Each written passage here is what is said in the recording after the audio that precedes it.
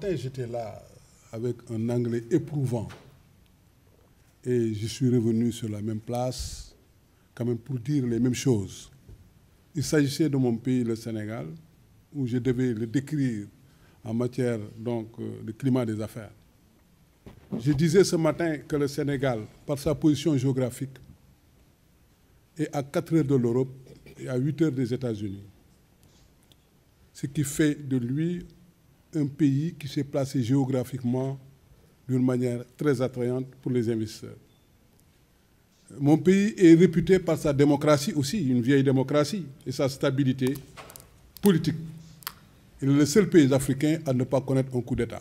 Je pense que ça, c'est très important pour les investisseurs parce qu'ils ont besoin quand même de connaître l'avenir de leur investissement. Donc, en matière d'investissement, on parle toujours de confiance, de compétitivité et de croissance, que j'appelle les 3C. Deuxième pays de l'IOMOA, en matière de poids économique aussi, parce que, vous savez, le Sénégal est deuxième de l'IOMOA, quatrième de la CEDEAO et huitième en Afrique en matière de poids économique mesuré par son PIB, ça veut dire son PIB, la somme des valeurs ajoutées. Les investissements directs au Sénégal sont de 487 milliards par rapport à 2011 qui était à 66 milliards. Donc un grand pas, je pense que les investissements directs étrangers ont doublé. L'année 2012 est donc du fait des actes posés par le président Macky Sall, je pense, a fait que tous les investissements sont venus en affluence au Sénégal. Et ces actes-là, on peut les énumérer par ce que j'appelle l'OFNAC, l'Office national anticorruption, et la CREI, la Cour de répression de l'enrichissement illicite. Tout cela donc, a participé donc, à l'affluence des investisseurs dans notre pays. En dehors des actes qui ont été posés par le président de la République, le Sénégal a fait beaucoup de choses en matière donc, de climat des affaires. Pour la création d'entreprises au Sénégal, l'entreprise ne se crée plus en 48 heures, mais en 24 heures. Et d'ici le mois de décembre, l'entreprise sera créée en ligne. On peut être aux États-Unis et créer directement l'entreprise au Sénégal. Le permis de construire, là aussi, nous avions connu quand même des ralentissements à cause peut-être d'une certaine méconnaissance de l'intérêt du permis de construire dans le climat des affaires. Actuellement, nous avons le permis de construire en 3 phases. Il y a l'instruction technique, il y a la signature du maire et celui du préfet. Alors donc, nous avons gagné actuellement 90 jours en matière de permis de construire.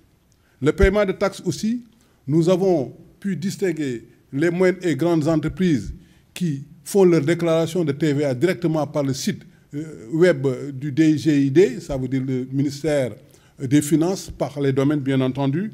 Et maintenant, les PME aussi payent trimestriellement leur TVA, ce qu'on appelle le réel simplifié. Ça veut dire que toute entreprise dont le chiffre d'affaires est inférieur à 100 milliards paye directement une taxe une fois par trimestre et puis c'est terminé. Là aussi, nous avons gagné 52 jours. Honourable Minister, if I can just say that I think you've caught the whole issue around the business environment to the point where we can really now take the opportunity to open up the questions, because I know that there's a lot of interest in your specific PPP projects that you personally champion. So in the interest of time, if I can then perhaps open the floor for questions. Mukhtar has to leave, but we are able to take 2 questions. So if we have microphones, the first 2 hands up, get the first 2 questions. Directly, these are questions specifically directed to Mukhtar. En matière de transfert de propriété aussi, avant de venir au PPP, c'est ça qui nous intéresse directement, parce que vous savez, j'ai été primé en matière de PPP à Paris récemment, donc pour ce type de financement qui est un financement alternatif innovant. En matière de transfert de propriété, je disais tout à l'heure que maintenant la demande de transaction est simplifiée au Sénégal. Nous avons gagné 52 jours et les procédures fusionnelles ont été adoptées entre l'enrichissement du droit réel et donc la publicité. En matière du Code général des impôts aussi, beaucoup de choses ont été faites. Le Code général des impôts au Sénégal a été innové et quand même a permis à l'investisseur d'avoir beaucoup de bénéfices sur ça. La justice commerciale aussi, Là aussi, en matière de justice commerciale, des chambres commerciales ont été créées au Sénégal pour pouvoir régler les problèmes des contentieux qui étaient nés donc, avec les investisseurs. Un décret a été ratifié récemment avec le président de la République. Maintenant, il y a l'amélioration de la compétitivité des facteurs de production, l'électricité, les ressources humaines, etc. Maintenant, sont une priorité pour l'État, vraiment pour régler ces problèmes de l'amélioration. Maintenant, il y a la promotion de l'investissement à fort impact social dans les pôles économiques. Tout ceci rentre dans le cadre de l'assainissement du climat des affaires au Sénégal. Maintenant, ce qui nous intéresse, c'est la mise en place d'un dispositif juridique fiscal, incitatif et simplifié.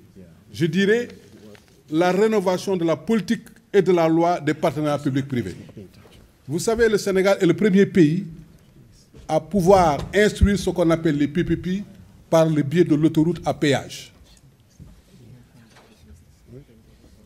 Doing business in Africa, you can't afford to be without Africa Investor.